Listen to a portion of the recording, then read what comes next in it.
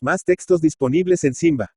Y en las fértiles orillas del azul y caudaloso Danubio, no muy lejos de la gran ciudad de Viena, vivía, hace ya cerca de medio siglo, la condesa viuda de Liebestein, nobilísima y fecundísima señora. Al morir el conde, su marido, le había dejado en herencia muchos pergaminos, poquísimo dinero, escasas rentas, abundantes deudas, y 11 hijos, entre varones y hembras, el mayor de 18 años.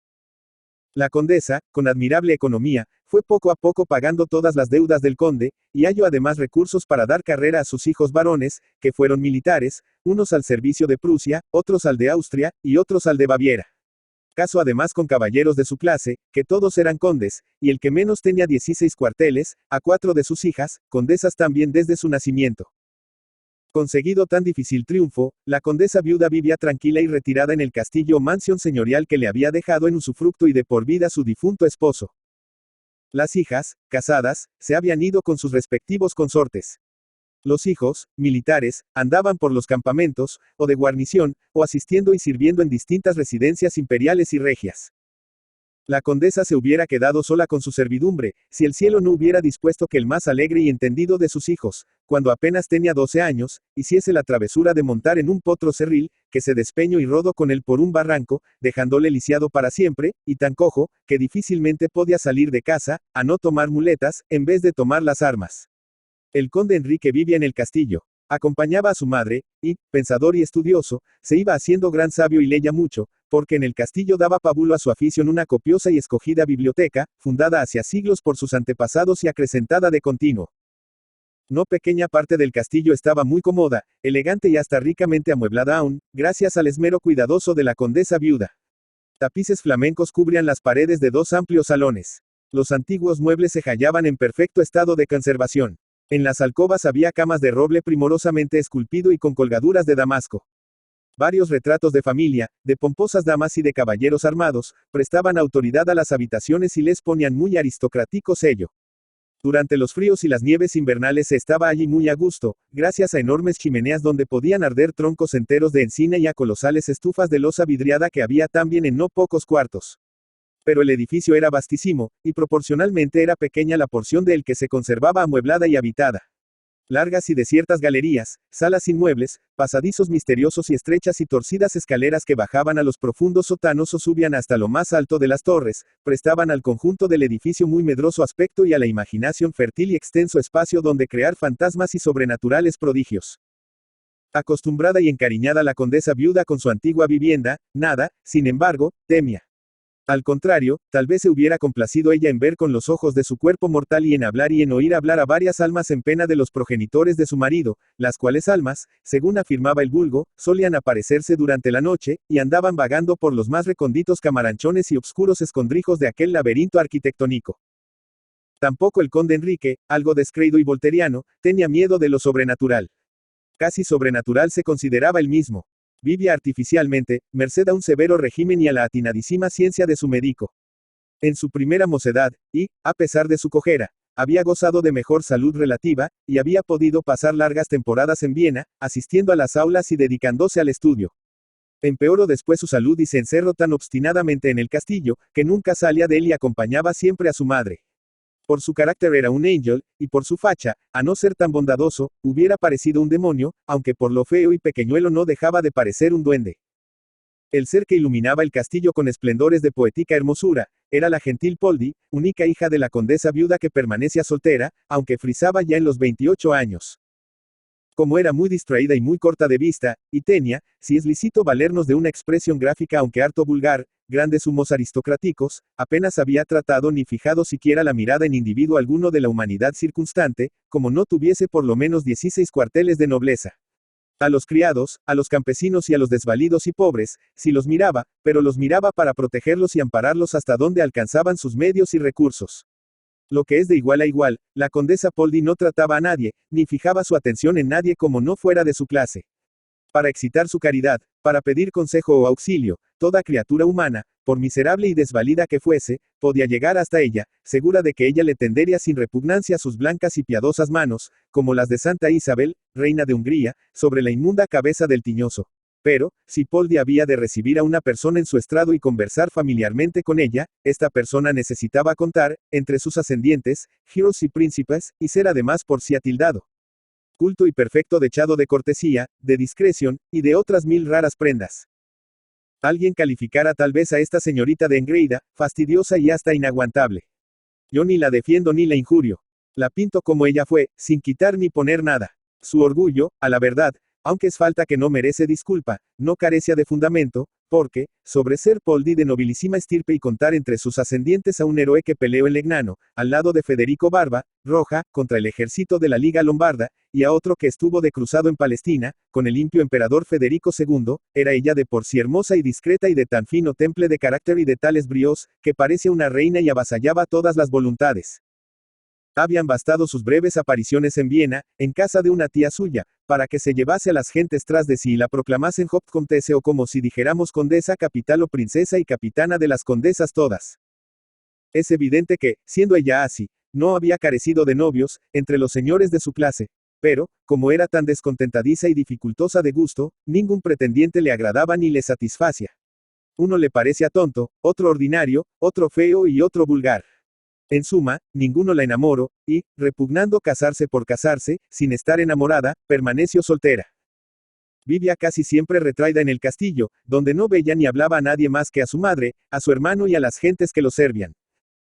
A fin de gozar, no obstante, de cierta libertad y de poder ir de vez en cuando a Viena sin otra custodia que la de su doncella, a los 22 años se había hecho Stiftdame o sea canonesa. Ningún voto perpetuo la ligaba, apenas tenía obligación de vivir algunos días en comunidad, y alcanzaba en cambio no cortos privilegios, exenciones y autorizada consideración. A pesar de estas facilidades y ventajas, hacía ya tiempo que la condesa Poldi se había aficionado tanto a la soledad, que no iba a Viena, ni salía del castillo y de sus rústicas cercanías. Su conversación con el conde Enrique acabó por infundir en su espíritu idéntica curiosidad, igual afán de saber y no menos decidida afición a toda clase de estudios. En ella, sin embargo, predominaba el amor a la poesía, sobre todo, cuando tenía por objeto el examen de lo íntimo del alma propia para sondear sus misteriosos abismos y buscar y hallar luego en el lenguaje humano la expresión adecuada de sus ensueños, anhelos y vagas creencias y esperanzas. El misticismo algo panteísta que llenaba y colmaba su espíritu, rebosaba y trascendía lo exterior convertido en hondo sentimiento de la naturaleza y en arrobo contemplativo y extático de las remotas estrellas del cielo y de las flores y plantas del intrincado y frondoso bosque que casi rodeaba el castillo. Durante el invierno, la condesa Poldi, retenida en el castillo por las lluvias y los hielos, no daba tan largos paseos ni eran sus excursiones tan reposadas y contemplativas como en la primavera y en el verano. Pero, durante la primavera, se desquitaba bien de su forzada reclusión permaneciendo largas horas en el bosque. Ya se paraba a meditar, ya iba con lentitud y sin dirección determinada, y ya se detenía, o bien mirando una flor, una mariposa, una libélula, o los caprichosos efectos de la luz al través de las verdes ramas, o bien oyendo cantar los pájaros, o el murmullo del agua del arroyo al quebrarse en las guijas, o el manso susurrar del aura entre las verdes y tempranas hojas. Cuando la condesa Poldi daba estos paseos meditabundos, cuando salía, como solía ella decir, a casa de impresiones poéticas, no gustaba de que nadie la acompañase, siempre iba sola. 2. En un hermoso día de los últimos del mes de mayo, la condesa Poldi se hallaba sola, en lo más intrincado del bosque, entre 10 y 11 de la mañana. Sencilla y elegantemente vestida, llevaba en la airosa cabeza un gracioso sombrero de paja de Italia y pendiente del brazo izquierdo un ligero canastillo de mimbre. Aquel día no eran la meditación y la contemplación de las bellezas naturales el único propósito de su paseo. Tenía otro más práctico. Iba ella a coger fresas silvestres, de las muy delicadas que en abundancia produce aquel bosque, y a coger también cierta florida hierbecilla, llamada Waldmeister, que se pone y con que se perfuma y sazona el maitrank, deliciosa bebida propia de aquella estación y de la que gustaba muchísimo la condesa viuda. Buscando fresas y Waldmeister, Poldi se había alejado del castillo y penetrado en la profundidad del bosque, harto más de lo que solía. Así vino a encontrarse en sitio muy solitario y agreste, donde, rota la espesura que los apiñados árboles formaban con su denso follaje, había una pequeña laguna. En la orilla opuesta de aquella a la que Poldi se había acercado, se alzaba un obscuro y ruinoso torreón. Todo el terreno que circundaba la laguna era húmedo y vicioso. Las emanaciones paludicas habían ahuyentado las aves de aquel sitio. Las aves no le alegraban con sus trinos y gorjeos como hacían en otros lugares del mismo bosque. Casi hundidas las raíces en el agua se veían a trechos espadañas y juncos en muy pobladas matas. Sobre el haz del agua dormida, que no rizaba entonces el más ligero soplo de viento, se extendían la verde lama y las redondas y anchas hojas de nenúfar, cuyas blancas flores se levantaban en el aire tranquilo. Los pies de Poldi se hundían en la hierba que había crecido muy alta. Cada vez que fijaba en el suelo uno de sus menudos pies, se espantaban las ranas que entre la hierba se hallaban ocultas, y daban estupendos brincos, zambulléndose en el agua estancada. El ruido que hacía el agua, al chapuzar en ella las ranas, era lo único que interrumpía el maravilloso silencio que reinaba en torno. Poldi, por irreflexivo y curioso instinto, siguió andando por la margen de la laguna hacia el sitio donde el torreón se parecía. Y estando ya muy cerca de él, vio de improviso un objeto que, si bien ella no era tímida, le produjo un sacudimiento nervioso, por mostrarse tan de repente y cuando menos lo recelaba. Era una corpulenta cigüeña blanca, que salió de detrás del torreón, y que sin el menor espanto, sino mansa y serena, se vino hacia Poldi con paso lento, grave y majestuoso. De vez en cuando movía la cabeza a un lado y a otro con graciosa coquetería. Cuando estuvo más cerca, dio algunos saltitos, extendió y batió las largas alas como en señal de júbilo, y abriendo y cerrando repetidas veces el rojo pico, produjo un son muy semejante al de las castañuelas. Volviendo luego a andar con mayor lentitud y con cierta vacilación, como si el respeto le contuviera, siguió el pájaro peregrino caminando hacia Poldi, y parándose a cada 2 o 3 pasos como si aguardase el permiso de llegar hasta ella. Comprendió Poldi la intención del pájaro. No temió nada porque le consideró inofensivo, pero extraño que se le mostrase tan cariñoso y que tan resueltamente y a largos trancos de sus ancas enjutas viniese hacia ella como si fuese un antiguo amigo suyo. Le habría conocido y tratado antes y no lo recordaría entonces. Poldi buscaba en balde por todos los más hondos y olvidados senos de su memoria algún vago recuerdo de aquel conocimiento y trato. No hallaba el menor rastro ni la más ligera huella de haberlos tenido jamás. La misma cigüeña dejaba ver que nunca había conocido a Poldi, pues aunque no atinaba a expresarse en ningún idioma humano sino solo con los resonantes castañetazos de su pico, la lentitud de su marcha, sus paradas frecuentes y cada una de las miradas que sus pardos ojos dirigían a Poldi parecían significar interrogación y súplica, como si dijesen, graciosa condesa, me permite que me aproxime y la trate. Había además en la cigüeña un no sabemos qué de exótico, cierto raro modo de ser, bastante parecido al que se nota en un viajero de distinción, venido de muy remotos países, con quien por dicha tropezamos y entablamos conversación sin pensarlo ni pretenderlo y solamente a causa de súbita y misteriosa simpatía. Poldi, sin duda, simpatizó con la cigüeña. Le cayeron en gracia y le ganaron la voluntad el respetuoso acatamiento y la amistosa dulzura con que la cigüeña la miraba. Confesó, al en sus adentros, que la cigüeña sabía tratar a las gentes como merecían, y que, naturalmente, estaba dotada de exquisita buena crianza, aunque por ser crianza no aprendida, más bien debiera llamarse soltura fina o refinado tacto de mundo. En fin, Poldi se allanó a tratar a la cigüeña sin que nadie se la presentase y sin saber quién era ni cuántos cuarteles tenía. Dio también hacia ella algunos pasos, y extendió la mano y le tocó regaladamente la cabeza. La cigüeña se dejó acariciar y mostró la satisfacción y el gusto que aquellas nobles caricias le causaban, entornando los párpados como si se adormeciese y restregando suavemente el largo cuello sobre la vestidura de la linda dama. Pasó esta la mano por el cuello de la cigüeña, bajándola hasta el ancho buche, cubierto todo de abundantes y blancas plumas. Entonces advirtió con sorpresa que la cigüeña tenía allí, suspendido de listón muy sutil, un pequeño retazo de tela de seda, que, flexible y apiñada, formaba poquísimo bulto. Poldi no pudo resistir la curiosidad ni vencer el deseo de apoderarse de aquella prenda. Pronto desató el lazo con que por medio del listón colgaba la prenda del cuello del pájaro y se quedó con la prenda en las manos. No se sabe si espantada entonces la cigüeña o enojada del que pudo considerar despojo, se apartó bruscamente de la dama, extendió las alas, salió volando, se remontó en los aires y acabó por perderse de vista. Avergonzada quedó Poldi como si hubiese cometido un hurto villano, pero, al fin, deshecho los escrúpulos, pensando que no había ella tenido la intención de quedarse con la prenda y que estaba dispuesta a devolvérsela al pájaro, si el pájaro acudía de nuevo a ella y de algún modo la reclamaba. Desenredó luego Poldi más de 1 metro de listón que estaba devanado en la tela de seda, dándole forma de ovillo, y desenvuelta la tela, que era del color de los albaricoques, vio escritos en ella con muy negra tinta varios renglones en extrañas y menudas letras. Ella las miró y las remiro, pero en vano, porque no conocía una sola. Y aunque era medianamente sabia y aprovechada discípula de su hermano el conde Enrique, no acertaba a determinar con fijeza a qué alfabeto y lengua aquellos signos y palabras pertenecían. Sospecho, no obstante, que las inscripciones de la tela de seda estaban en sánscrito, lengua que estudiaba con asiduidad y provecho su hermano el conde Enrique. 3. Volvió Poldi al castillo aguijoneada por la curiosidad y deseosa de que le descifrase su hermano lo que la tela decía. Almorzó con muy buen apetito, y luego, mientras que la condesa viuda dormía después del almuerzo, como tenía de costumbre, se fue a la biblioteca con su hermano Enrique, le contó su encuentro con el pájaro zancudo, le enseñó la tela de seda y le rogó que tradujese lo que en ella había escrito. El conde Enrique confesó que no estaba bastante versado en la lengua de Valmiki para traducir de repente los versos, pues indudablemente eran versos los que había en la tela, pero pidió tiempo y prometió a su hermana presentarle una exacta traducción de todo en aquel mismo día.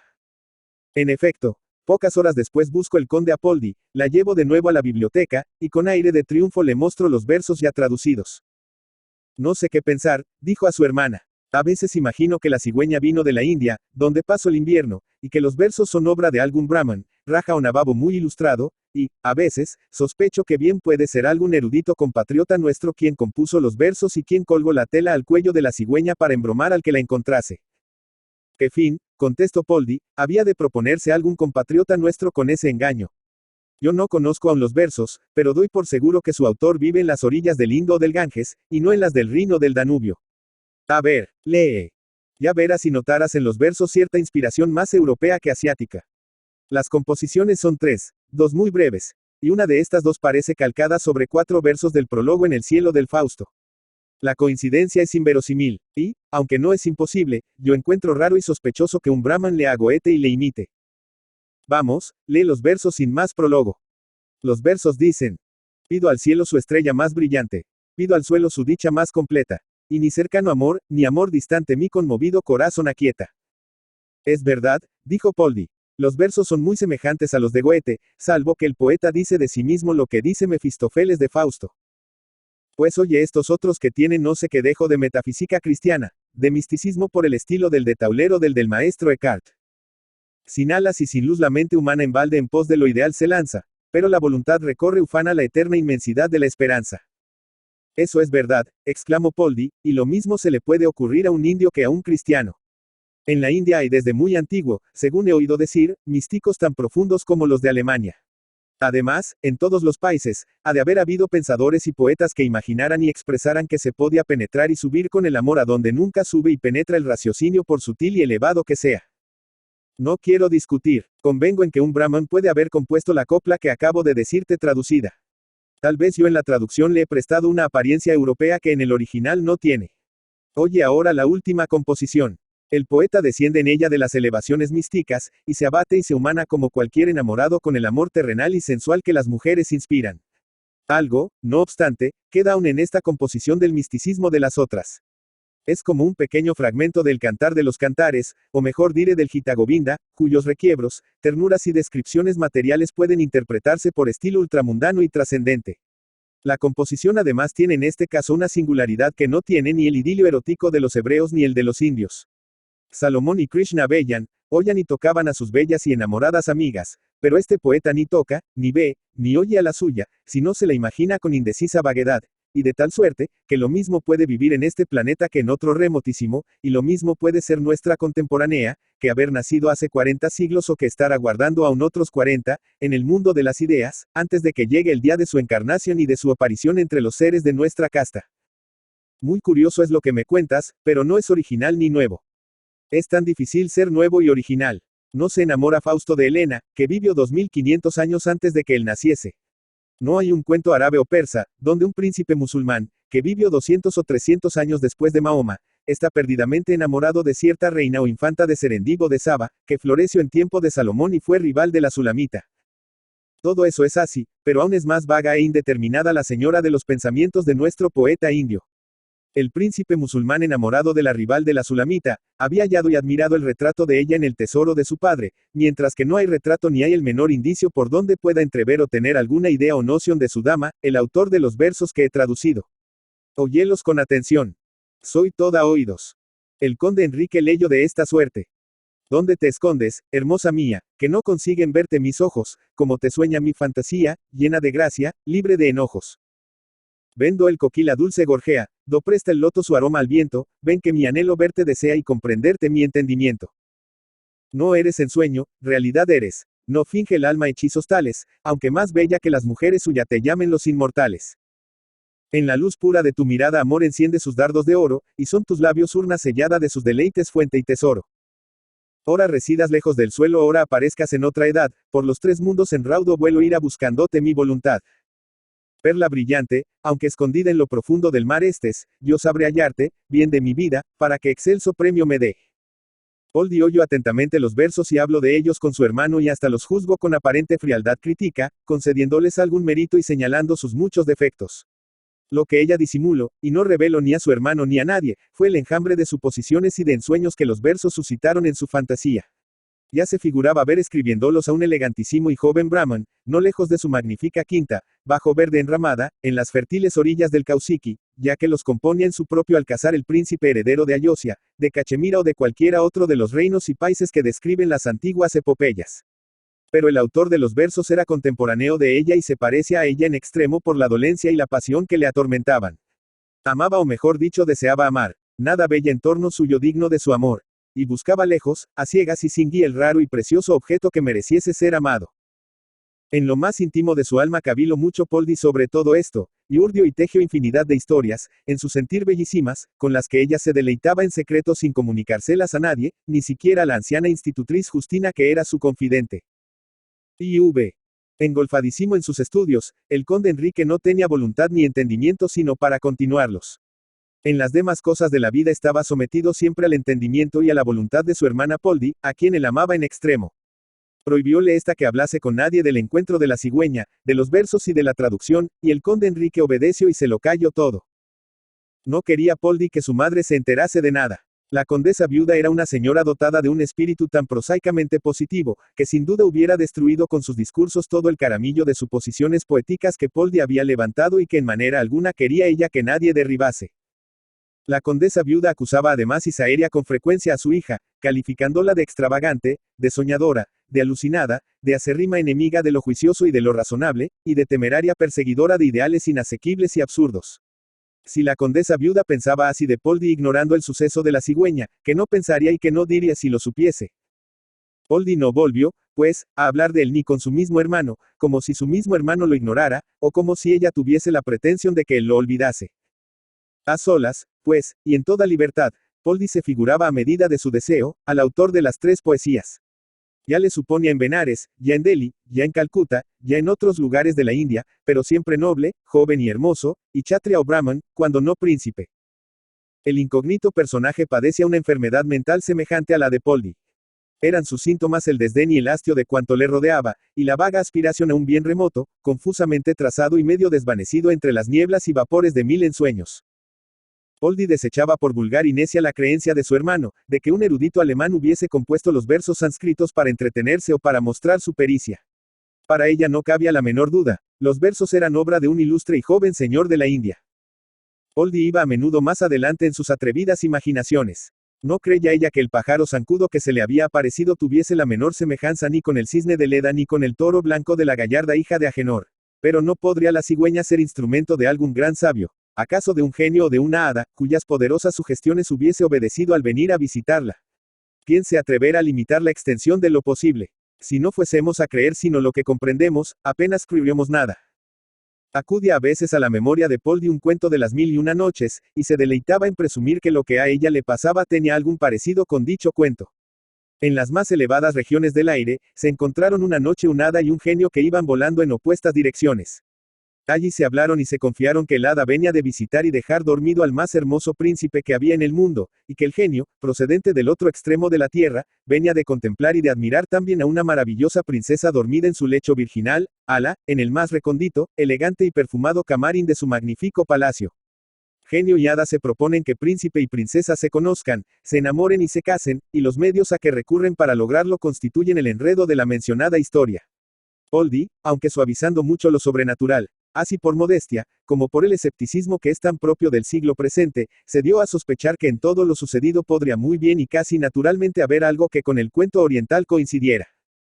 Ella había oído decir y hasta había leído en obras recientes que tratan de teosofía, que hay en la India ciertos sabios llamados Mahatmas, que a fuerza de introspección y de asiduo examen en las honduras del propio ser, adquieren poder estupendo y descubren raros secretos de la naturaleza, por cuya virtud realizan acciones que tienen apariencia de milagrosas, aunque no lo sean.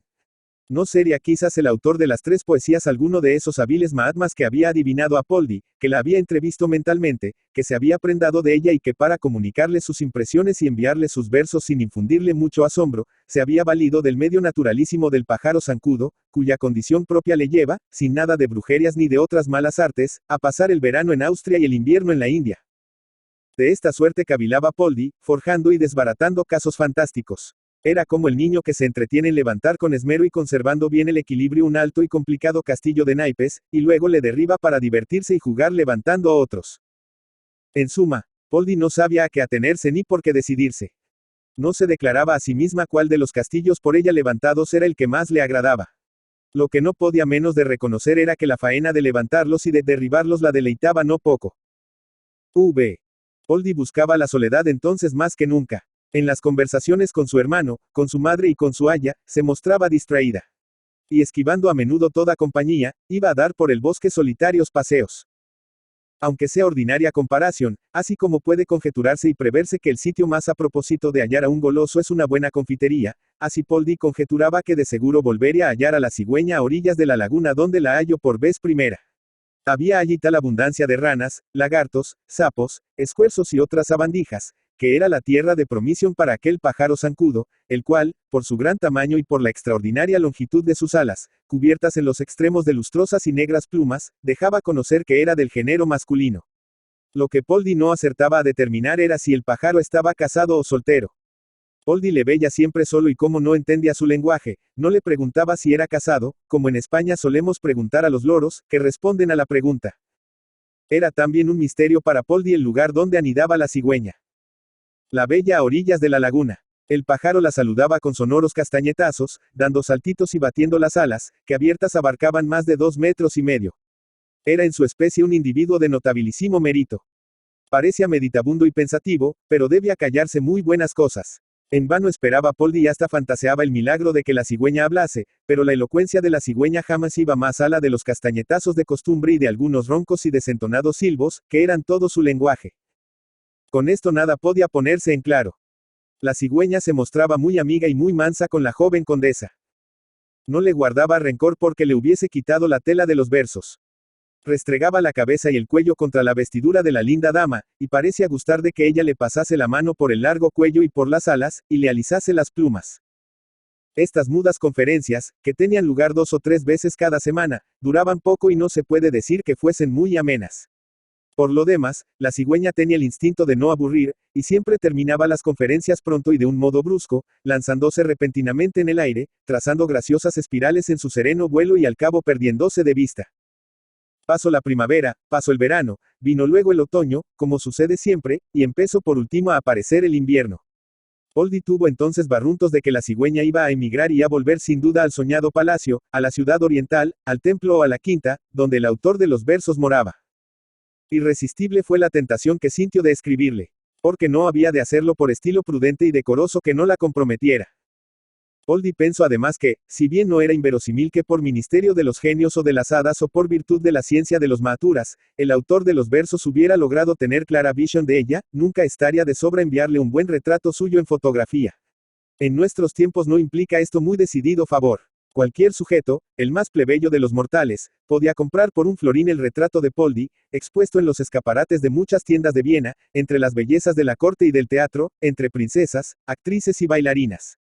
Si cualquier pelafustán compatriota de Poldi podía poseer su imagen, qué atrevimiento ni qué falta de decoro habría en enviársela por medio del pájaro zancudo al poeta incógnito, que no podía menos de ser príncipe, Nababo, Brahmano Kshatriya, ala en la tierra de Rama y de Sita, de Nal y de Damayanti. Hechas estas reflexiones y otras por el mismo orden, que se omiten aquí para evitar prolijidad, Poldi escribió una extensa carta, en papel muy fino para que abultase poco. Tomó un retrato suyo, sin cartón, en el cual retrato estaba ella descotada y lindísima en su elegante traje de baile. Lo incluyó todo en un sobre con fuerte forro de tela que cerró y sello con lacre.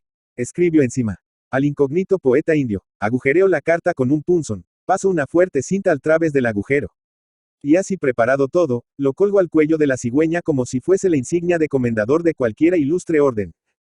La cigüeña se estuvo muy quieta, aguardando que Poldi sujetase bien la cinta a su cuello para que no se desatase y para que la carta no se cayese. Y apenas comprendió que estaba ya bien condecorada, dio un tremendo salto, alzó el vuelo, se remontó en el aire y voló con tanto brío como si se largase ya a la India sin parar en rama. Dejémosla ir en paz, mientras nosotros, que estamos en todos los secretos, nos adelantamos a copiar aquí lo que Poldi había escrito, que era como sigue.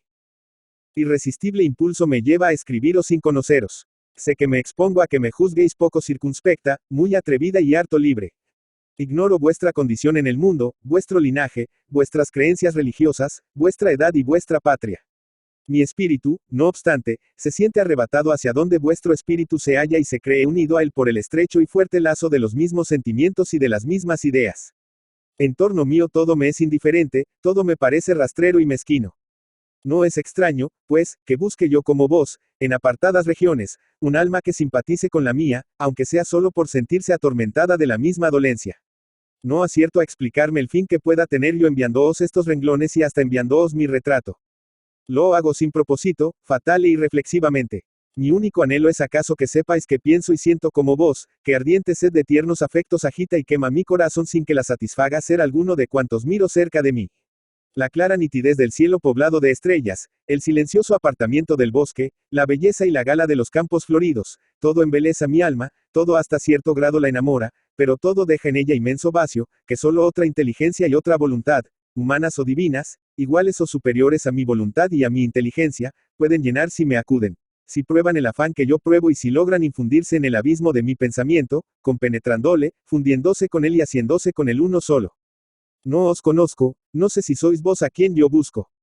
Por esto mismo declaro sin ruborizarme mi extraña pasión, de la que en realidad no sois objeto. Criatura mortal sois sin duda como yo lo soy. En esta vida terrenal, que vivimos ahora, únicamente podría yo amaros si se cumpliesen determinadas condiciones de criatura mortal que en vos tal vez no se cumplan.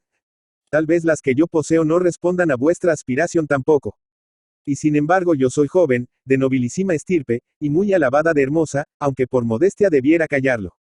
Os confieso lo más íntimo, lo más oculto y delicado de mi sentir y de mi pensar. Os declaro quién soy, dónde vivo y cómo me llamo. La confesión y la declaración van dirigidas a un ser que yo me finjo, a un ser que mi imaginación ha forjado.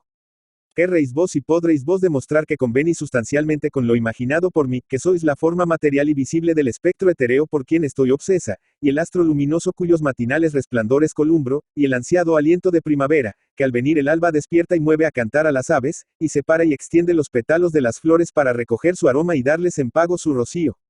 Yo explico aquí mi sueño. Si tiene algún fundamento real, a vos os toca manifestarlo. Si no estáis muy seguro de la existencia de tal fundamento, lo mejor es que calléis. Respondiéndome, solo conseguiríais disipar la más bella de mis ilusiones, reemplazándola con una realidad ruin y triste y con el consiguiente desengaño. Pero si estáis seguro de que mi sueño no carece de fundamento, respondedme, decidme quién sois, venid a mí y mostraos. A orillas del azul y caudaloso Danubio, en el castillo de Liebestein, os espera. Poldi. Vi. Apresuradamente por el temor de que la cigüeña se fuese a la India sin llevar prenda suya, y con vehemente exaltación, sublimada por la soledad y como destilada en el encendido alambique de sus ocultas cavilaciones, escribió Poldi la apasionada carta que acabamos de transcribir. Mas no bien voló la cigüeña, llevándosela colgada en el cuello, Poldi se arrepintió y aun se avergonzó de haber escrito la carta, mostrándose tan tierna y tan afectuosa con un desconocido. La suerte, sin embargo, estaba echada. El mal no tenía ya remedio. Menester era resignarse y callar. Quien, desde la India, por poco sigiloso y por muy jactancioso que fuese, había de tener el capricho de hacer saber en Viena que Poldi, la orgullosa, la siempre esquiva, con condes, con príncipes y hasta con archiduques, se había humillado a escribirle cosas de amor, sin saber quién era e ignorando hasta su nombre. Poldi esperaba que permaneciese secreto su impremeditado desliz, el mal paso que había dado y que por lo menos calificaba ya de imprudente locura. Por otra parte, en ocasiones en que su humor era menos negro, Poldi se juzgaba con alguna indulgencia y hasta llegaba a absolverse de su culpa, dado que la hubiese. Porque, si el autor de los versos era un joven y hermoso príncipe oriental o algo por el estilo, era muy cruel para el príncipe y para ella no llevar adelante tan poética y misteriosa aventura y destruir las vagas esperanzas de ambos, como quien arranca de bien cultivado terreno una planta lozana a punto ya de cubrirse de flores. Como quiera que fuese, Poldi vivió en adelante muy retraída y melancólica. Aquel año fue el invierno muy crudo. Ni una vez sola, ni por muy breves días, fue Poldi aquel invierno a Viena. Penoso y terrible cuidado vino a aumentar las causas de su retraimiento. La condesa viuda, su anciana madre, agobiada, más que por el peso de la edad, por las penas, los desengaños y hasta por las miserias y los apuros económicos, enfermó gravemente. Hizo Poldi cerca de ella el oficio de la más vigilante, devota y cariñosa enfermera. Pero ni sus desvelos, ni sus fervientes oraciones, ni la docta asistencia de un sabio médico, amigo de la casa, fueron bastantes a retardar el cumplimiento de las inexorables leyes de la naturaleza que tenía marcado el término de aquella trabajada vida. La condesa viuda, llena de santa y dulce resignación, tuvo pronto una muerte ejemplar y cristiana. Durante algunos días reinó muy lúgubre animación en el castillo. A recoger los últimos suspiros de la egregia dama había acudido la mayor parte de sus hijos, yernos y nueras. Pronto, no obstante, volvieron todos a sus respectivos destinos y residencias, y el castillo quedó en abandono y en más honda soledad y silencio. El conde Enrique, Poldi, su aya y 3 criados, fueron ya los únicos moradores del castillo. Poldi sintió profundamente la irreparable pérdida que había tenido. Y sin que refrenase su dolor la inquebrantable fe religiosa que daba vigor a su alma, la joven condesa, lloró durante meses a su difunta madre sin hallar consuelo, y olvidada casi de cuantos devaneos, ilusiones y esperanzas habían poetizado su solitaria existencia en aquellos últimos tiempos. Poldi, sin embargo, aunque no se consoló, hubo al cabo de serenarse y calmarse. Apacible tristeza endulzó el manantial de sus lágrimas y luego logró represarle. Pesares de condición harto menos noble, y 1000 preocupaciones de un orden tan rastrero como práctico, invadieron y ocuparon el corazón de Poldi, como cuadrilla de desalmados e impios bandoleros que entran a saco, profanan y destrozan un augusto santuario. 2 meses hacia allá que había muerto la condesa viuda. Eran los primeros días del mes de febrero. El frío era intensísimo. Un manto de nieve cubría en torno la tierra y coronaba a trechos con blancos penachos las erguidas y sombrías copas de robles, abetos y pinos. Rara vez abandonaba Poldi la abrigada habitación del castillo, donde apenas tenía más persona con quien conversar que su hermano el conde Enrique. Él y ella, habían quedado morando allí provisionalmente, pero pronto tendrían que abandonar su antigua vivienda de la que era propietario y había tomado ya posesión el hermano mayor de ambos. Poldi, pues, cavilaba con tristeza y desesperanza sobre su suerte futura. Su hermano Enrique, que gozaba de alta y merecida reputación de sabio, muy versado en varias disciplinas, estaba llamado a ser profesor en una universidad, donde su ciencia y su trabajo, habrían de remediar la escasez de su patrimonio, dándole para vivir honrada y decorosamente, si bien con sobrada estrechez. Pero como Poldi, que era pobre y desvalida también, había de irse con su hermano y serle constantemente gravosa. Esto no era posible. A Poldi además le dolía en el alma tener que abandonar aquellos lugares, tan llenos para ella, de dulces y misteriosos recuerdos. Por otra parte, Poldi, que amaba la soledad, sentía invencible repugnancia a irse a vivir vida conventual, entre otras canonesas, en la casa de su instituto. Para vivir sola, según su clase, ya en Viena, ya en otra ciudad, sus rentas eran insuficientes. Y por último, contra lo que más se sublevaba era contra agregarse a la familia de cualquiera de sus hermanos o hermanas y hacer allí el triste papel de huésped perpetua, de tía y de acompañanta, viviendo en algo a modo de poco airosa dependencia y de mal disimulada servidumbre. Horror causaba a Poldi cualquiera de estos planes en que trazaba y representaba su porvenir. Aún tenía delante de sí todo aquel año que empezaba entonces, y durante el cual ella y el conde Enrique, habían concertado ya con su hermano mayor, permanecer en el castillo, mientras duraba el riguroso luto y acababa de hacerse el deslinde y las particiones de la muy corta hacienda, en la que todavía muy poco les tocaba. Pasado el mencionado plazo, Poldi consideraba inevitable su salida del castillo, así como tomar decidida resolución para vivir a su gusto y con independencia y decoro. Tal era la desengañada posición de Poldi. Solo negras nubes, que presagiaban tempestad, columbraba, al mirar en todas direcciones, en el horizonte de la vida. Solo una luz incierta, vaga, errante, que bien podía ser una estrella, pero que tenía más trazas de engañoso fuego fatuo, iluminaba de vez en cuando el vacío y obscuro espacio de su cielo. Poldi acababa además de cumplir 29 años. Estaba en el apogeo de su belleza, en el mejor y más glorioso momento de su mocedad briosa, y con la imaginación rica de ensueños y la voluntad movida y solevantada por poderosos impulsos de ternura. 7. Pronto desaparecieron las nieves. Se oyó el canto de la alondra. Calentó más el sol y vertió luz más clara. Discurrió por el bosque que circundaba el castillo un aura vital y fecunda. Se tapizó el suelo de nueva y menuda hierba, y en los sotos y umbrias de las hondonadas, en la margen de los arroyos, comenzaron a brotar florecillas tempranas, despuntando con timidez en los álamos, mimbrones y chopos, más resguardados de los vientos del norte, las primeras tiernas hojas.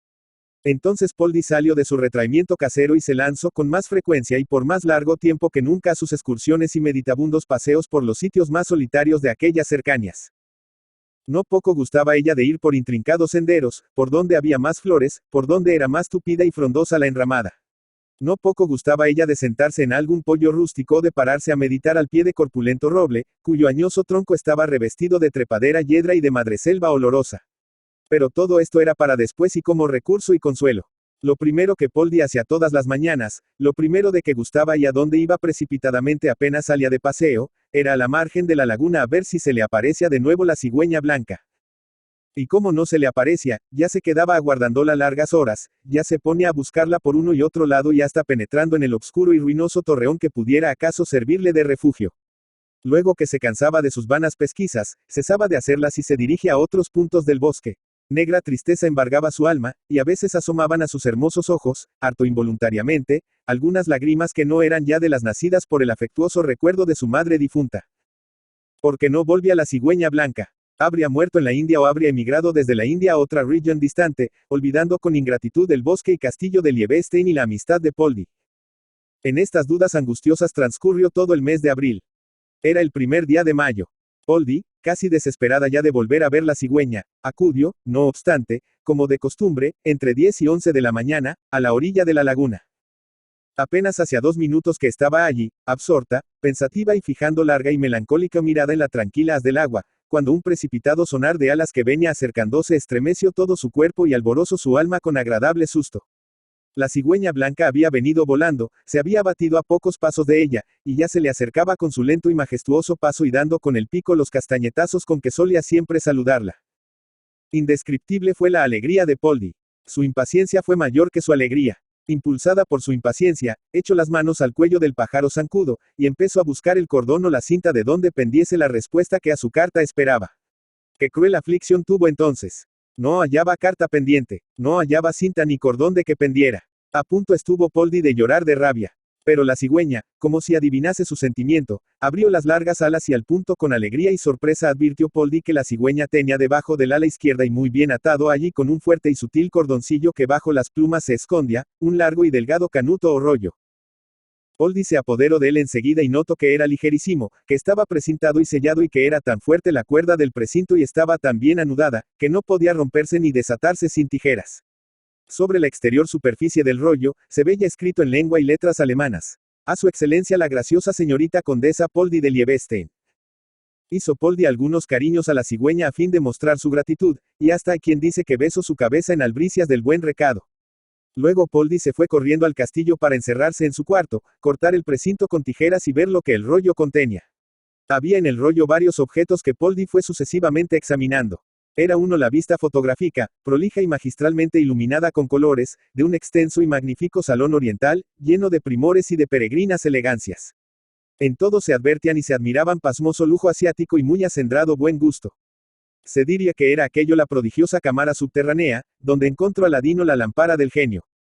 Pendían de las paredes armas brillantes, indias, chinas y japonesas. Colgaban del techo cinceladas lámparas de oro. Se veían en torno jarrones, tibores y vasos, artísticamente esculpidos, de metales preciosos, de jaspes rarísimos, de antigua porcelana y de ataugia o menuda labor de pedrería, marfil, bronce y otras materias ricas. Varios ídolos de extrañas cataduras y de simbólicas formas, autorizaban y caracterizaban la estancia. Allí estaban representados Agni, dios del fuego, Kamala o Camela, Venus de la India, de cuyo nombre proceden, en nuestro vulgar idioma Kamama, Camelo y sus derivados. Y allí estaban también Indra, Varuna y hasta la misma Trimurti.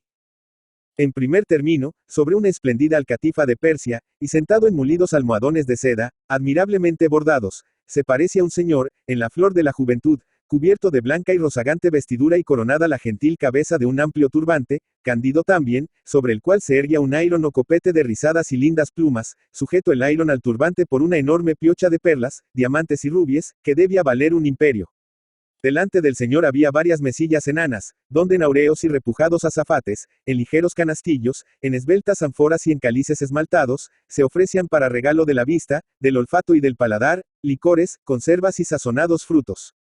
A un lado y a cierta distancia del joven señor, se hallaba un rico y elegantísimo narguile, cuyo flexible y luengo tubo tenía el joven señor asido por el extremo, dejando ver la gruesa boquilla de ámbar, prendida al tubo por un anillo de refulgentes esmeraldas.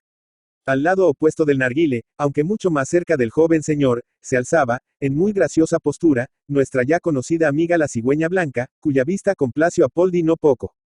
No la complació tanto, sino que hubo de enojarla y de escandalizarla, aunque reprimió el enojo, atribuyendo lo que bella a inveteradas e imprescindibles modas orientales, que en el fondo del salón apareciesen tres bayaderas, con traje de apsaras o inmortales ninfas, las cuales tellan voluptuosa danza, de ceñido y leve el transparente ropaje, los brazos y los pies desnudos, luciendo en las gargantas de los pies y en los brazos, ajorcas y brazaletes, y dejando ver además las torneadas espaldas y los firmes y redondos pechos.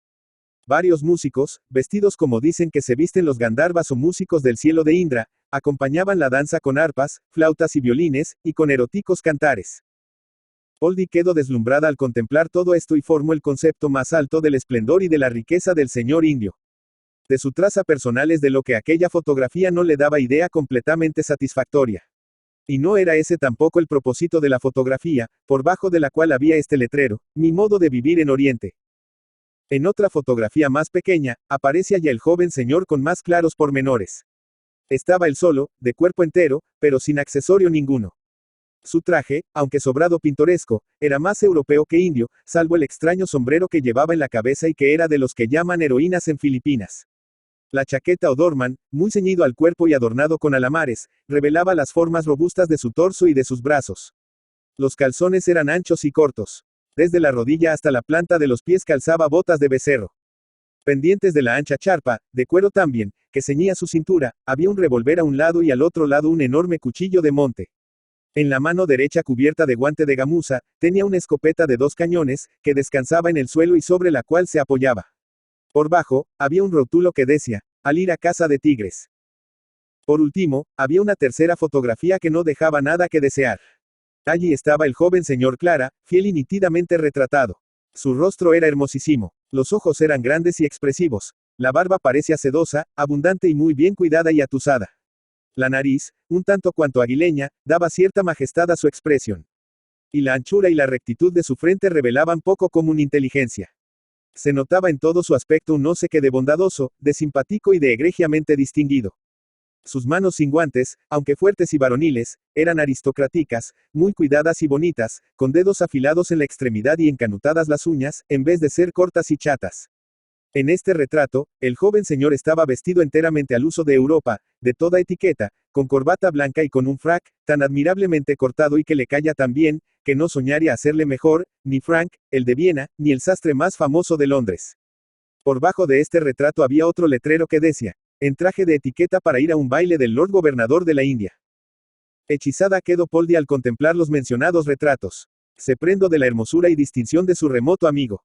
Y no pudo menos de confirmarse en la creencia de que era un príncipe indio mediatizado, un nababo, o por lo menos un brahman o un kshatriya de primer orden y de mucho fuste. Imagine ahora el lector el afán, el asombro, las palpitaciones de gozo y el raro deleite con que leería Poldi la carta, que tan bien venía en rollo y que estaba concebida en estos términos. 8.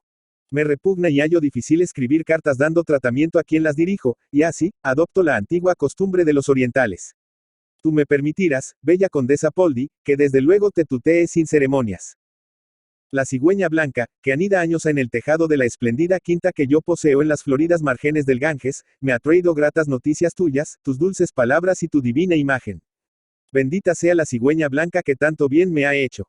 Con razón la llamaba yo antes Garuda. Ahora le confirmo este nombre sagrado, con el que se designa en mi patria al Dios, Rey de las aves todas, al alado destructor de los dragones y de las serpientes.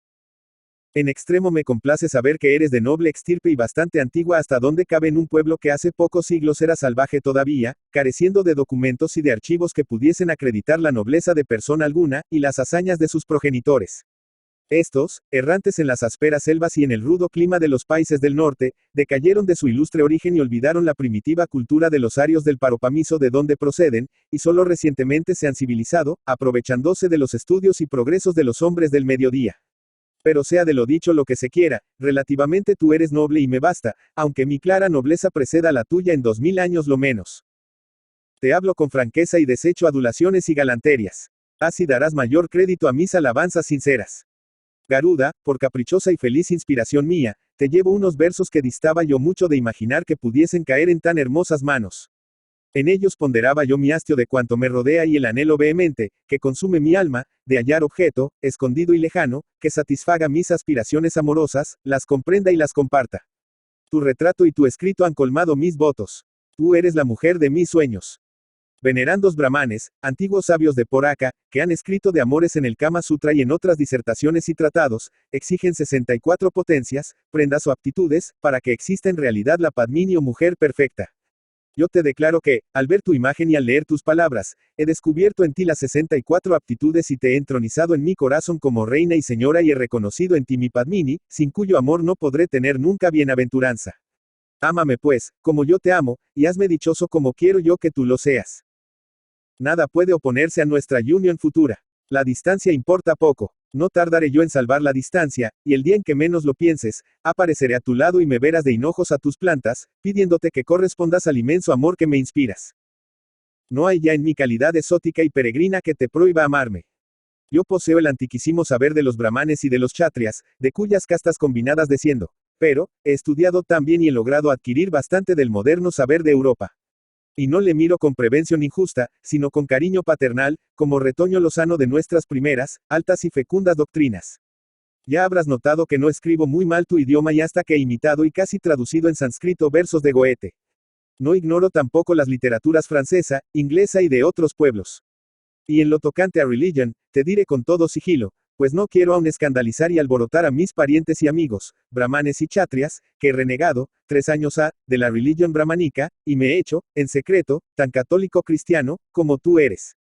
Se debe esta conversión a cierto padre jesuita, de nación española, que llegó a esta ciudad, procedente de Filipinas y se detuvo algún tiempo entre nosotros.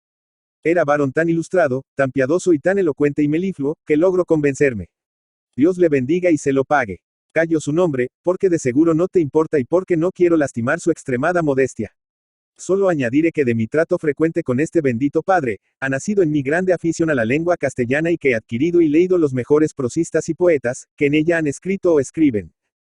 Te callo también mi nombre indio, porque no quiero que le estropees y porque es tan enrevesado, que solo aprenderás bien a pronunciarle por medio de la voz viva. Contentate por ahora, con saber que el venerable padre jesuita mi catequizador, me puso al bautizarme, el sevillano nombre de Isidoro. No seas voluble.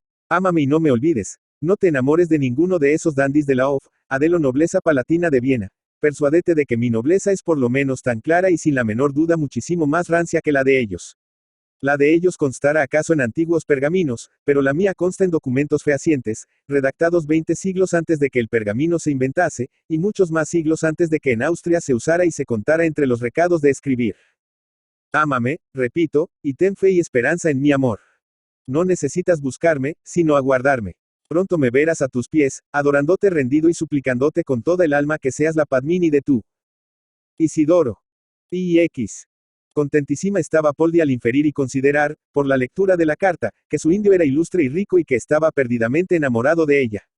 Punto sabía, no obstante, en la carta, que hacían surgir en el espíritu de Poldi, reparos, contradicciones y hasta quejas. Harto jactancioso y nada galante ni fino le pareció el encomio que hizo el indio de su nobleza, con grave detrimento y aun menosprecio de la nobleza austriaca. Pero Poldi excusaba y hasta absolvía al indio, conjeturando que en este particular había de estar un tanto cuanto agriado su carácter, porque siendo el descendiente de Krishna, de Rama, de los Pandues, o tal vez de algún avatar, encarnación de Vishnu, de los que el Mahabharata celebra, se veía sometido a la extranjera dominación de los pícaros ingleses. Poldi disculpaba hacia su amigo, pero distaba mucho de darle la razón. Pensaba ella que los documentos nobiliarios valen solo cuando goza de poder, alta posición y riqueza quien los exhibe, y que todo esto, salvo la riqueza, estaba menoscabado y deteriorado en su indio, que al fin era un humilde súbdito de SM británica y cualquier inglés empleado de hacienda o cualquier coronel de caballería podría mirarle de alto a bajo. Poldi discurre además, que el que vence y domina es siempre el heredero legítimo del vencido y dominado. Y esto en todas las épocas y regiones.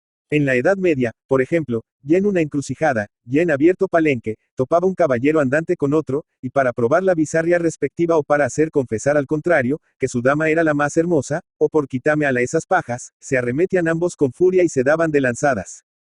De resultas que haya derribado de la silla uno de los dos caballeros, y en el instante, toda la gloria de sus proezas, toda la nombradia que sus aventuras y hazañas le habían granjeado, se transferían al caballero vencedor como aditamento o apéndice.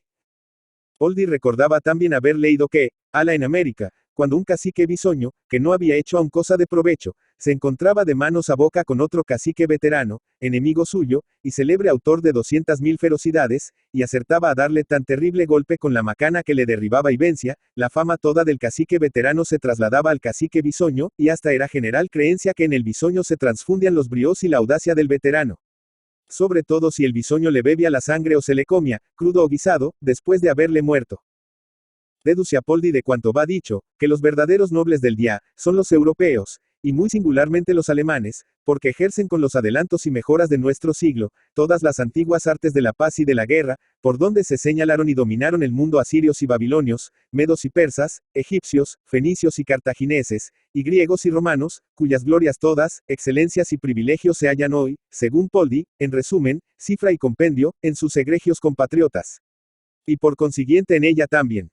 A pesar de todo, y después de haber hecho la indispensable rebaja, Poldi se complace en que fuera noble su indio y hasta se figuraba llanísimo que fuese el naturalizado, of, Fach sin la menor dificultad, y que asistiese con ella a la corte cuando estuviesen casados.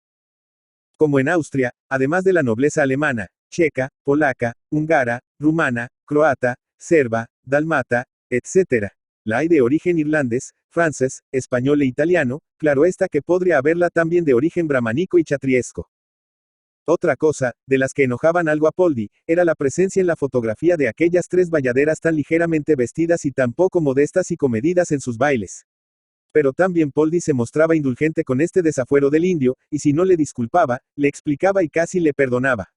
El indio había tenido bayaderas, y había hecho aquella vida rota, de puro oriental, cuando estaba aún sumido en las tinieblas del paganismo, pero cuando, gracias al padre jesuita, se convirtió a la verdadera religión, Poldi daba por segura su enmienda y el abandono en que había dejado sus viciosos deportes. Lo único que en este negocio la apesadumbraba era que no hubiese sido el indio su catecumeno, porque ella le hubiera convertido mejor que el padre jesuita, y no le hubiera dado en la pila bautismal un nombre tan feo como el de Isidoro. Poldi ignoraba quizás que había habido un santo arzobispo de dicho nombre, famosísimo sabio, que recogió y ordenó en sus libros todo el saber de su tiempo, y se atenía a lo que había oído decir a una vieja princesa, tía suya, terrible antisemita, la cual princesa se empeñaba en afirmar que el nombre de Isidoro era muy común entre judíos, por donde le repugnaba de tal suerte, que tuvo tentaciones de despedir a un excelente criado suyo porque se llamaba Isidoro, y solo se resignó a conservarle en su servicio obligándole a llamarse Filidoro en adelante. Por lo demás, Poldi no podía estar más alegre ni más satisfecha.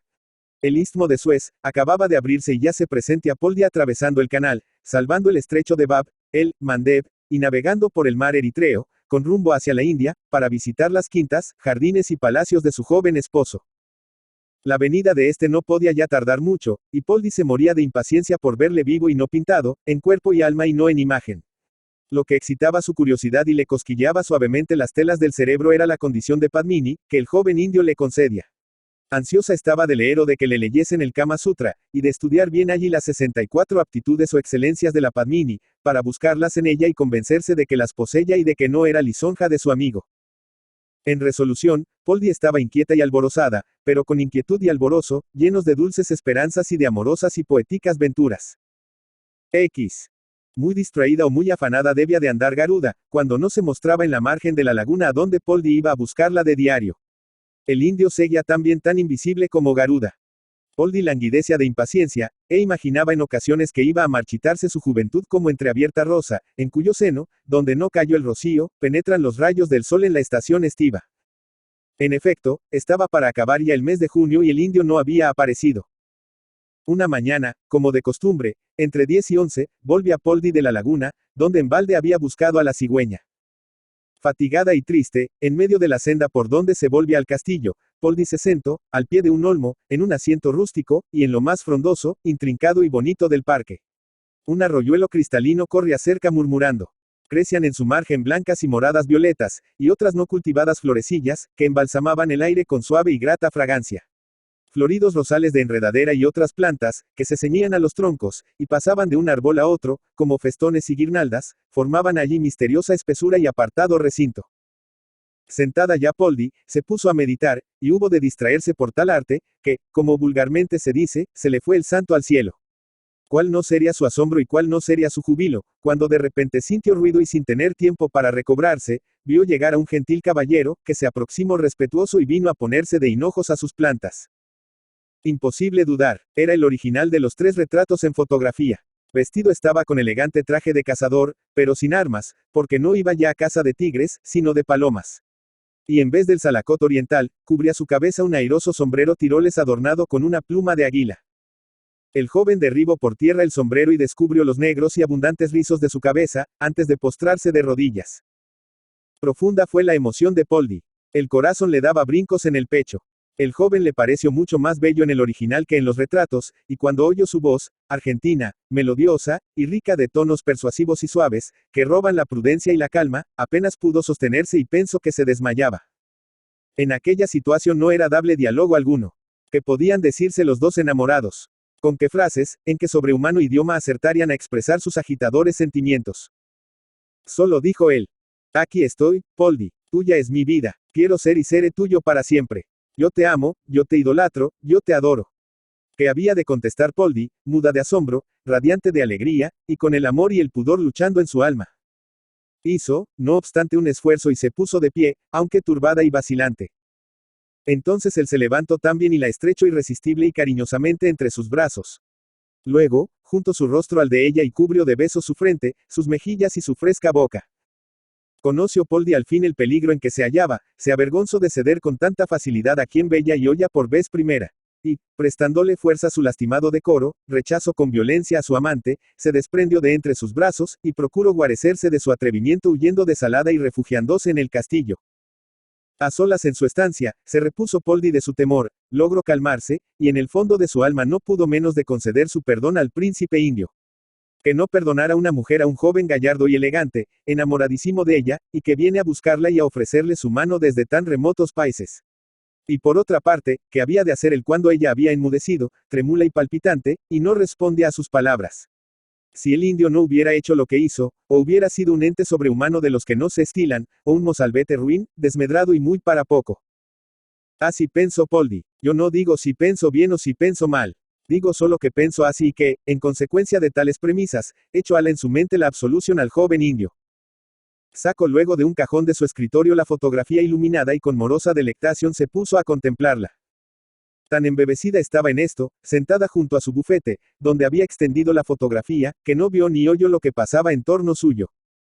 De súbito, y cuando menos lo temía, oyó detrás de ella una estridente y sonora carcajada, tan diabólica y tan burlona como puede darle el más consumado cantante, haciendo el papel de Mefistófeles y atormentando a Margarita, en la ópera del Fausto. Con mucho sobresalto volvió Poldi la cara y vio apoyado en el respaldar de su silla a su hermano Enrique, con su facha de duende maligno, que se reía a casquillo quitado. De ordinario era Poldi apacible y afectuosa con todas las gentes y singularmente con su enfermizo hermano, para quien no tenía palabra mala. Pero entonces la cegó la ira y dijo con cruel desabrimiento al conde Enrique. ¿De qué te ríes, imbécil? ¿De qué te ríes? Pues me río, contestó el conde tartamudeando, pues me río. Vamos, interrumpió ella, explícate, Dios te dé habla. Pues me río del enredo novelesco que has armado en tu cabeza, convirtiendo en príncipe indio o en algo semejante.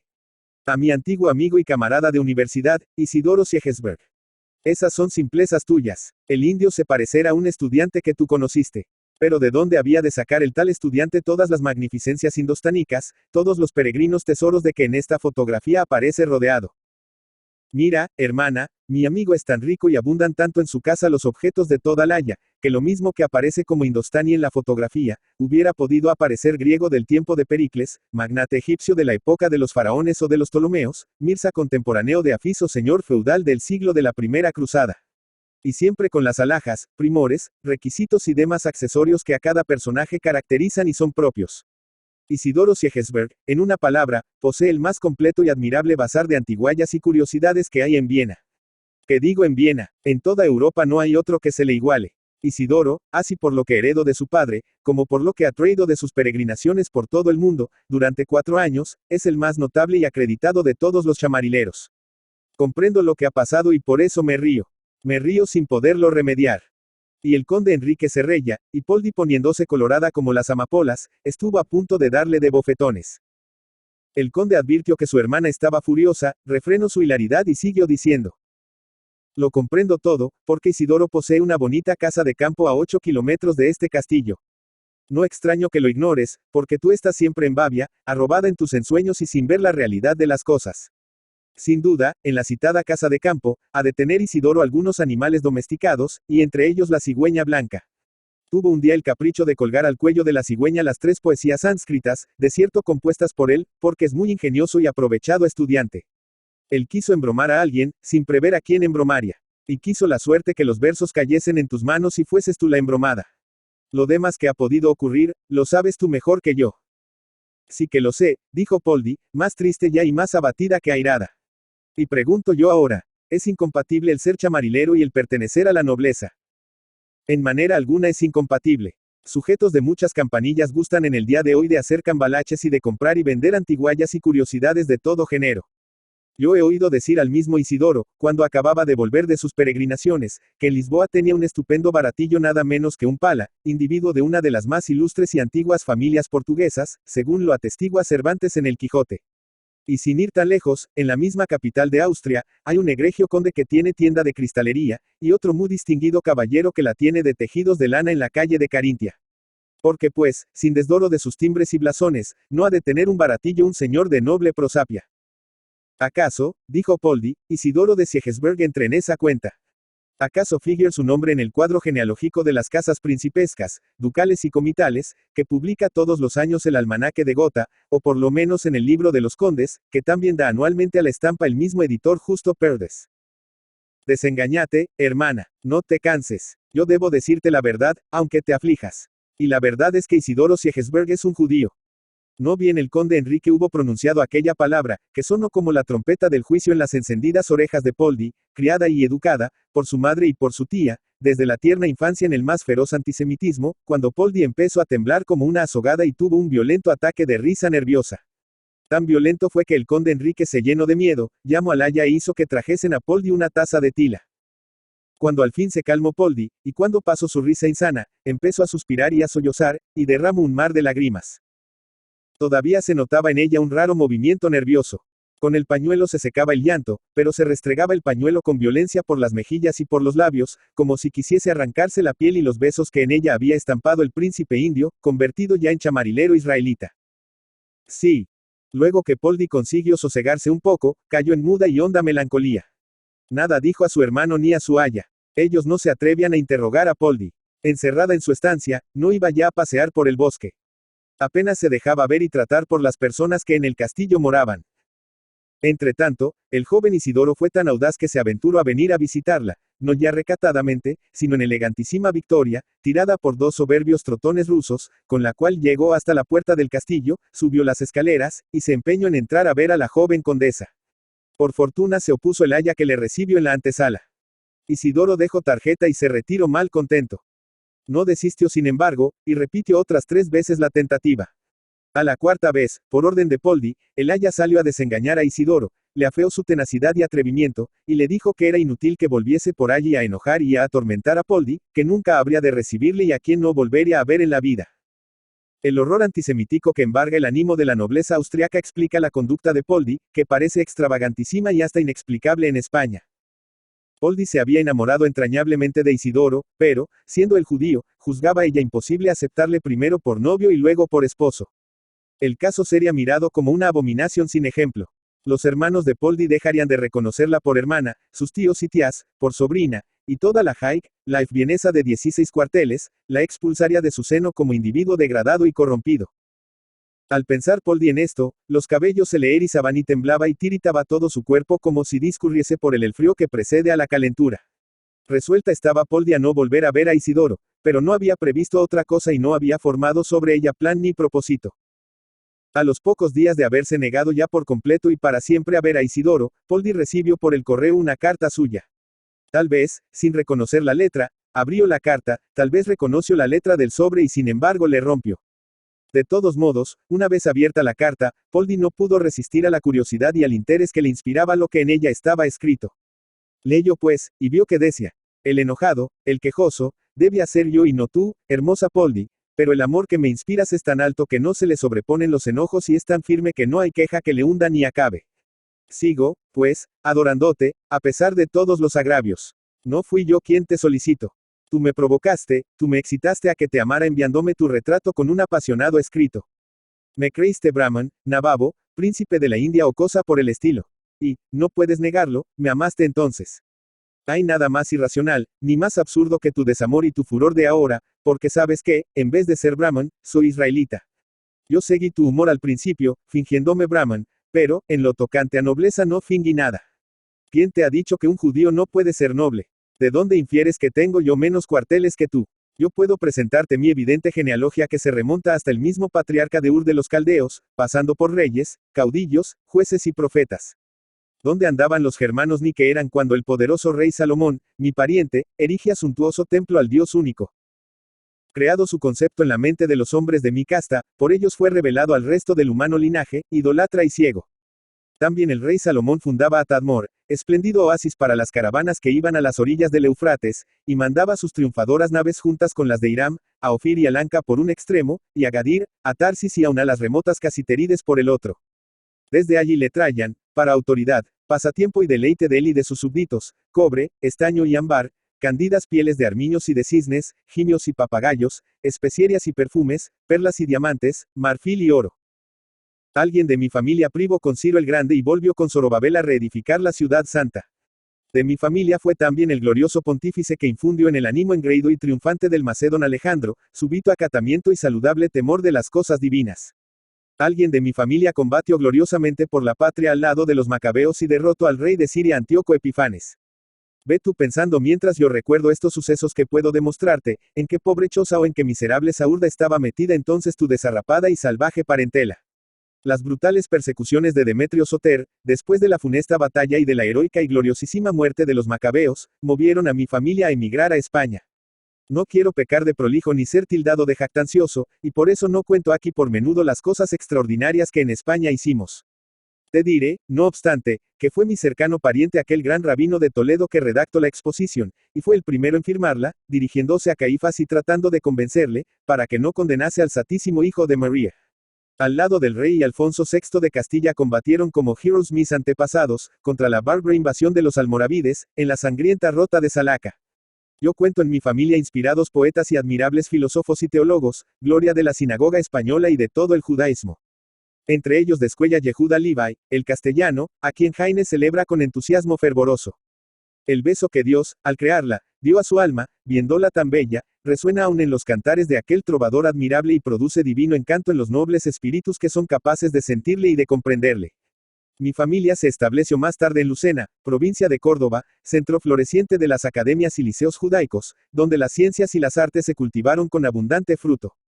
De allí salieron médicos, astrónomos, hombres de Estado y ministros de Hacienda para multitud de monarcas, cristianos y muslimes, de los que reinaron en la península.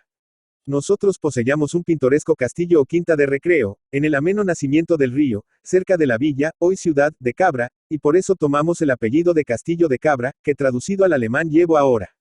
Arrojados de España por el fanatismo antisemita, vinimos a parar a Austria, donde somos hoy víctimas de no menor absurdo fanatismo. Y no es lo peor el odio, sino el infundado desprecio con que nos tratáis. ¿Qué he hecho yo, qué ha hecho mi casta para que seamos así menospreciados? El dinero que ha ganado mi padre y el dinero que he ganado yo, ha sido ganado honradamente. Y para no cansarte, no digo aquí nada más de mi nobleza. Solo me atreveré a indicar que todavía hay en España familias de las más altas clases, que se convirtieron a la religión cristiana en el siglo XV, y con las cuales me sería harto fácil probar mi parentesco.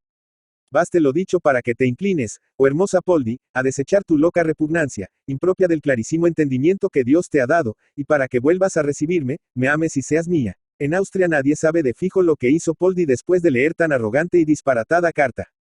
La general creencia es sin embargo la de que Poldi, aunque perdidamente enamorada del judío, no cedió ni se rindió a sus razones. Muy por el contrario, todos por ala dan un fin trágico y misterioso a la presente historia. El castillo de Liebestein está solitario y ruinoso.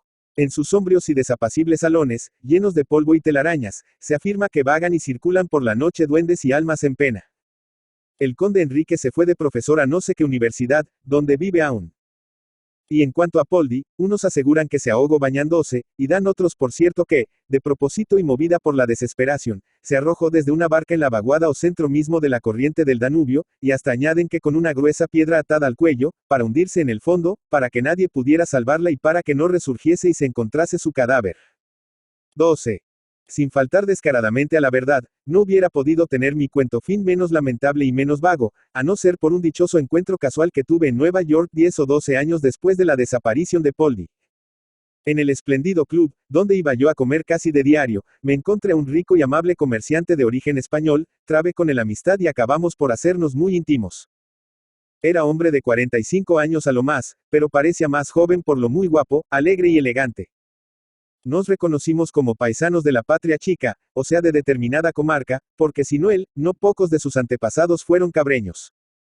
Ya adivinara o sospechara el lector que este amigo mío, aunque naturalizado ciudadano de la Gran República, era y se llamaba don Isidoro Castillo de Cabra. Pronto me contó hasta los ápices y hasta los más escondidos lances de su vida. Poldi había luchado, durante algunos meses, en espantosa indecisión, entre el amor que Isidoro le inspiraba y los deberes más o menos artificiales, que la ligaban a su patria, a su familia y a la alta clase a que pertenecía. Por último, el amor triunfó en el alma de Poldi, mas no para quedarse en Austria desdeñada y aborrecida de sus hermanos y parientes. No, esto era imposible. Poldi tomó una resolución extrema, pero, en su caso, bastante justificada. Hizo correr la voz de que había muerto, se casó católicamente con el judío converso, y cambiando, o mejor dicho traduciendo su nombre, se vino a vivir con él a los Estados Unidos. Isidoro se trajo todo el dinero que tenía y no pequeña parte de los preciosos chirimbolos, joyas y antiguallas de su bazar. El resto, así como los predios urbanos y rústicos de que en Austria era dueño, lo dejó al cuidado de un tío suyo muy de fiar y muy hábil.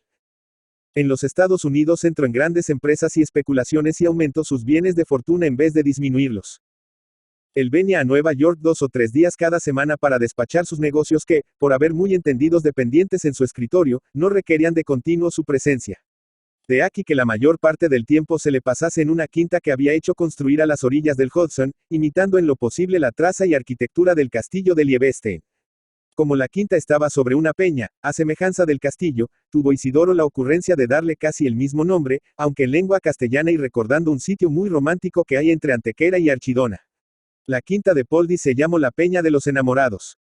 Distaba la quinta mucho más de Nueva York que de Albany, capital del estado de Nueva York, pero, como los trenes del ferrocarril van con extraordinaria rapidez en aquella tierra, y es deliciosa la navegación en los magníficos vapores que suben y bajan por el río, poco molestaba a Isidoro para ir y venir que fuese algo mayor la distancia. En cambio Poldi gustaba del sosiego y de la tranquilidad del campo y aborrecía el bullicio malsano de las ciudades muy populosas. Rara vez Poldi iba a Albany y más rara vez aún iba a Nueva York. En su quinta gozaba ella de todo el bienestar, lujo y regalo, que ofrece la civilización moderna a los que son muy ricos.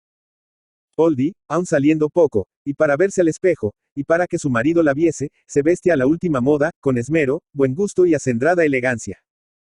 Isidoro me llevo a la quinta, me presento a Poldi y tuve el placer y la satisfacción de admirarla. Aunque frisaba ya en los 40 años, el sol de su hermosura brillaba en el cenit y ella parecía una diosa.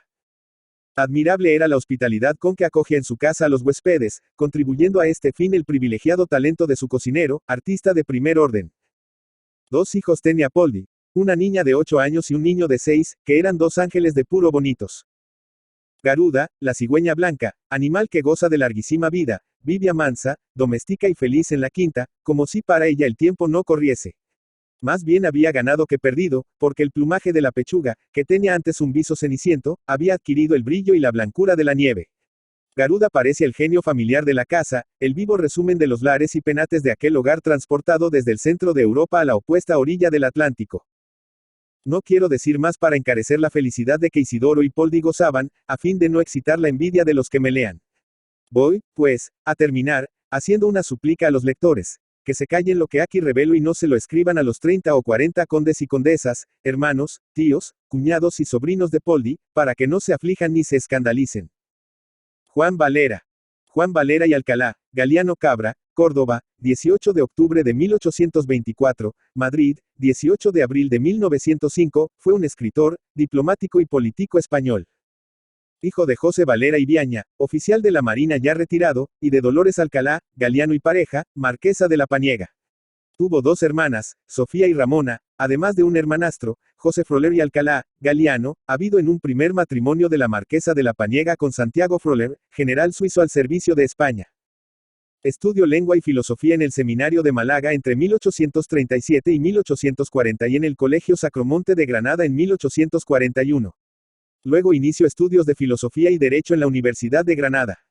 Hacia 1847 empezó a ejercer la carrera diplomática en Nápoles junto al embajador y poeta Ángel de Saavedra, duque de Rivas. Allí estuvo 2 años y medio aprendiendo griego y entablando una amistad profunda con Lucia Palladi, marquesa de Bedmar, la dama griega, o la muerta, como gustaba de llamarla, a quien quiso mucho y que le marcó enormemente. Después, distintos destinos lo llevaron a viajar por buena parte de Europa y América. Dresde, San Petersburgo, Lisboa, Río de Janeiro, Nápoles, Washington, París, Bruselas y Viena. De todos estos viajes dejó constancia en un entretenido epistolario excepcionalmente bien escrito e inmediatamente publicado sin su conocimiento en España, lo que le molestó bastante, pues no ahorraba datos sobre sus múltiples aventuras amorosas. Fue especialmente importante su enamoramiento de la actriz Magdalena Brohan. El 5 de diciembre de 1867 se casó en París con Dolores de Labat. Murió en Madrid el día 18 de abril de 1905. Colaboró en diversas revistas desde que como estudiante lo hiciera en la Alhambra. Fue director de una serie de periódicos y revistas, fundó el Cócora y escribió en El Contemporáneo, Revista Española de Ambos Mundos, Revista Peninsular, El Estado, La América, El Mundo Pintoresco, La Malva, La Esperanza, El Pensamiento Español y otras muchas revistas. Fue diputado a Cortes, secretario del Congreso y se dedicó al mismo tiempo a la literatura y a la crítica literaria. Perteneció a la época del romanticismo, pero nunca fue un hombre ni un escritor romántico, sino un epicúreo andaluz, culto e irónico. Tuvo fama de epicúreo, elegante y de buen gusto en su vida y en sus obras, y fue un literato muy admirado como ameno estilista y por su talento para delinear la psicología de sus personajes, en especial los femeninos. Cultiva en ensayo, la crítica literaria, el relato corto, la novela, la historia, el volumen 6 de la Historia General de España de Modesto Lafuente y algunos artículos, y la poesía. Le declararon su admiración escritores como José Martínez Ruiz, Eugenio Dors y los modernistas, una crítica suya presentó a los españoles la verdadera dimensión y méritos de la obra de Rubén Darío. Ideológicamente, era un liberal moderado, tolerante y elegantemente escéptico en cuanto a lo religioso, lo que explicaría el enfoque de algunas de sus novelas, la más famosa de las cuales continúa siendo Pepita Jiménez, 1874, publicada inicialmente por entregas en la Revista de España, traducida a 10 lenguas en su época y que vendió más de 100.000 ejemplares. El gran compositor Isaac Albéniz hizo una ópera del mismo título.